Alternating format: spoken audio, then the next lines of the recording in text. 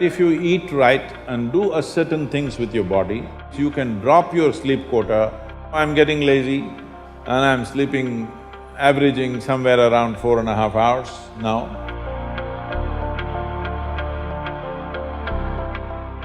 What type of food we should eat so that our life reaches its full potential for a college or a school-going student? So what kind of food? We must understand this. Food is not a religion, food is not a culture, food is just the fuel for this machine. Yes? There may be cultural aspects to the tastes, there may be even religious tinge to the food over a period of time, but essentially food is fuel for this body. So with what kind of food will it function with minimum struggle within itself and maximum impact? So suppose you buy a petrol car and pump diesel into it, it may still roll around but not at its optimum. Similarly, various foods you can eat and still somehow it functions. But those communities which have eaten with care, you can clearly see a distinct difference in the way they function, the levels of intelligence and whatever.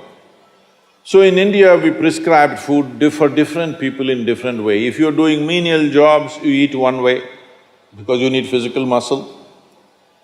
If you're doing other kinds of trading and other kinds of activities, you eat another way. If you're a fighting class, you eat differently.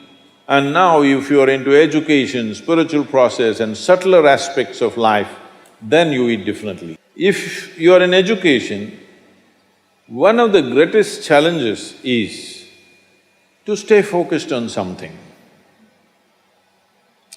The goddamn textbook, I'm sorry. The wonderful textbook that is written for an average intelligence. It's a common prescription. It's not written for the brilliant student. It is written in a way that it's a common prescription, everybody gets it. But that textbook, how much effort it is taking for a whole lot of people? How they have to read it 10 times to get it? But you lie down in your bed and read a love story, you remember every word, huh?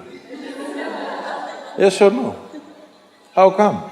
So you don't lack memory, you don't lack focus. It is just that textbook and you, chemistry is not working.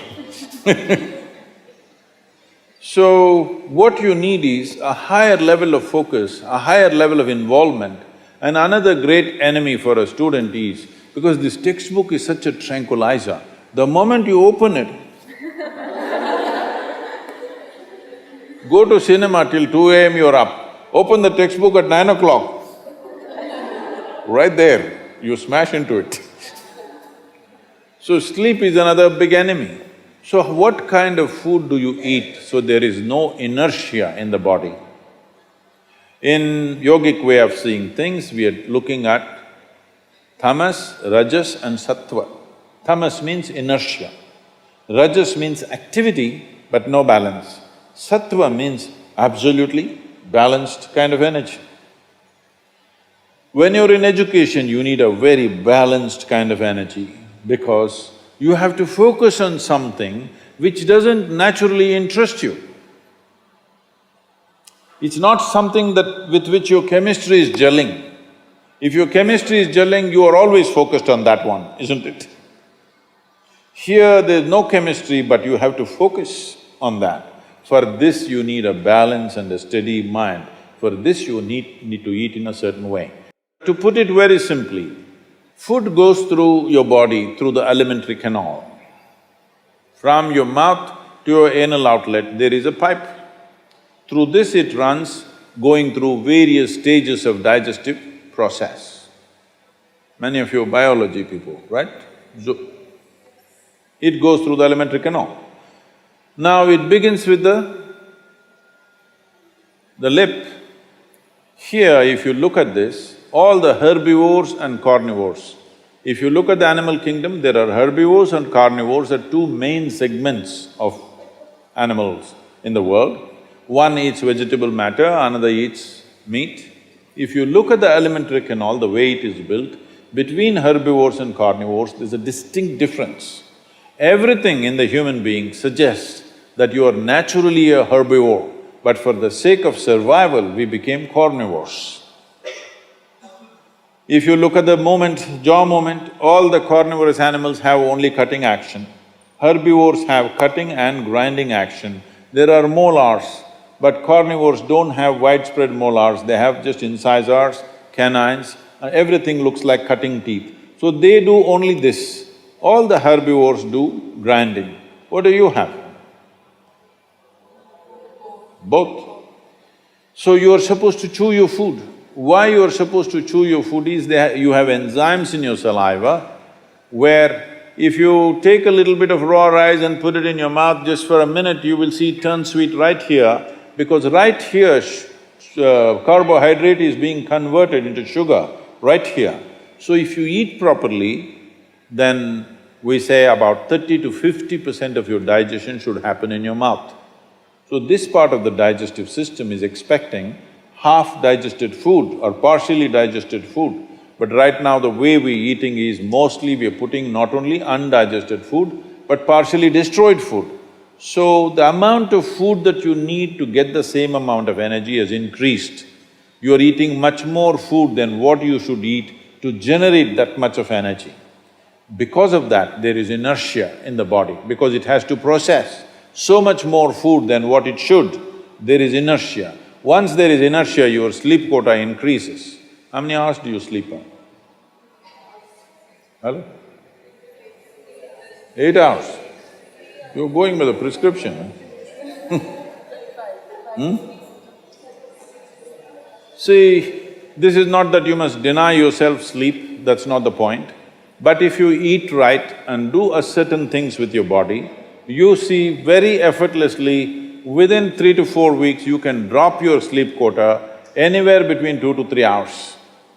1.5 to 3 hours very easily you can drop if you just eat consciously and just learn to sit properly, just the posture, your geometry of the body and what goes into the system. If you just manage these two things, you will see sleep quota will just come down like that. Just to tell you, for over 25 years, I have largely managed with an average of 2.5 hours of sleep. Now I'm getting lazy and I'm sleeping, averaging somewhere around 4.5 hours now, but 7 days of the week, okay? 365 days, non-stop, on, almost every day. My daughter didn't call me for a month. I asked, what the hell is the problem with you, why are you not calling? She said, every 6 hours you're in a new city, what the hell I'm supposed to do? So I said, okay, which is true. In one day, sometimes we're doing 3 cities, so it's a non-stop activity. And today, many people around me have learned to do this. Over 100, 150 people around me are doing this kind of activity, averaging 4 hours sleep and 7 days of the week, they're on, all the time. And they are not irritated, they are not frustrated, they're joyful and they're wonderful. Why this is this? There are many aspects to this, but one important aspect is food, how you eat. Not only what you eat, how you eat is also very important, because food is a live thing. One simple thing all you girls can do is just see various health issues and inertia issue, focus issue, just bring 40 to 50% of the food in its raw form, that means it's alive. It must be a live cell, it can be a vegetable, it can be a fruit, it can be a nut, it can be sprouted gram. At least 40 to 50%, the food that you eat must be alive. You eat dead food and you want to live, this is a little difficult thing to do, because you have to raise the dead now. But if you eat live food, one thing you will see is the state of your mind, your focus and your sleep quotas, and above all, staying awake is not good enough, you have to stay alert, isn't it? How alert you are, how focused you are, only to that extent everything yields to you in this world, isn't it so? What is the level of focus will determine whether the world yields to you or not, isn't it? And one more aspect of life, one more aspect of food is, when you consume something, it must be of a simple genetic code, in the sense, it must be a very simple software. Vegetables, fruits, nuts, sprouts, they're very simple. More complicated means animal food becomes more and more complicated. Suppose you eat an animal which has some amount of emotion and a life of its own. Now the code in that… we were talking about this, your body is just an accumulation of memory, which means a certain software, isn't it? This is the most complex software. Human software is the most complex software on the planet of all the creatures. So if you eat an animal, particularly a mammal, if you eat, it has a similar kind of complexity, maybe not as complex as this, similar level of complexity because it has thought and emotion of its own. Now for you to break that code and integrate it into your system, you are not fully successful. So it will leave traces of certain qualities within you. You cannot break that code and make it a part of yours because it's a different and complex code. If you eat a leaf, a vegetable, a fruit, a nut or a sprout, this is much simpler. If you must eat non-vegetarian food, you must eat that which is furthest away from you. So generally, fish and water life is furthest away from you. So if you must eat non-vegetarian food, the best thing to eat is, you're on the coast. Fish is the best thing to eat that way.